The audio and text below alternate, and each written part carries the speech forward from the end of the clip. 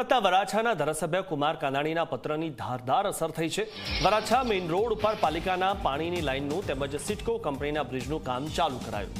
બ્રિજના કારણે સ્ટેશન તરફનો રોડ બંધ કરાયો હતો। વરાછા મેઇન રોડ ઉપર ટ્રાફિક પોલીસ ગોઠવી દેવાઈ છે। રોડ પર થતી ટ્રાફિકને નિવારવા પોલીસે કામગીરી હાથ ધરી છે। રોડ પર વાહન રોંગ સાઈડમાં ના જાય તે માટે પોલીસ કામગીરી કરી રહી છે। તો કુમાર કાનાણીએ જે પત્ર લખ્યો હતો તેની અસર થઈ છે। ધારાસભ્ય કુમાર કાનાણીના પત્રની ધારદાર અસર થઈ સુરતમાં।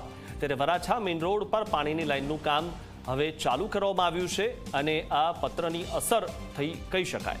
સિટકો કંપનીના બ્રિજનું કામ પણ ચાલુ કરાયું છે। આ વિશે વધુ માહિતી મેળવી અમારા સંવાદદાતા ચેતન પાસેથી। ચેતન, કુમાર કાનાણીએ જે પત્ર લખ્યો હતો તેની હવે અસર થઈ રહી હોય તેવું જોવા મળી રહ્યું છે। શું વધુ માહિતી?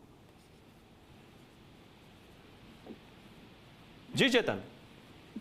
જી મિથુન, ખાસ કરીને વાત કરીએ તો સુરતના વરાછા વિસ્તારમાં જે રીતે આડેધડ રોડ જે ખોદકામ કરી દેવામાં આવ્યું છે, આ સાથોસાથ જે બ્રિજ બનાવવામાં આવી રહ્યો છે તેના કારણે ટ્રાફિક જામની જે પરિસ્થિતિ છે તેનું નિર્માણ થઈ રહ્યું છે। લોકોએ કલાકો સુધી ટ્રાફિક જામમાં ફસાઈ રહેવાની જે નોબત છે તે નોબત આવી રહી હતી। આ અંગે સ્થાનિક ધારાસભ્ય કુમારભાઈ કાનાણી દ્વારા જે મ્યુનિસિપલ કમિશનર અને ટ્રાફિક પોલીસે એક પત્ર લખ્યો હતો। આ પત્રની ધારદાર અસર જોવા મળી રહી છે।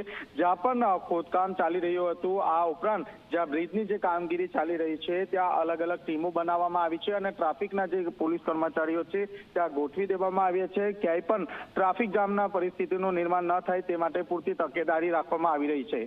જી, આભાર ચેતન, માહિતી આપવા બદલ।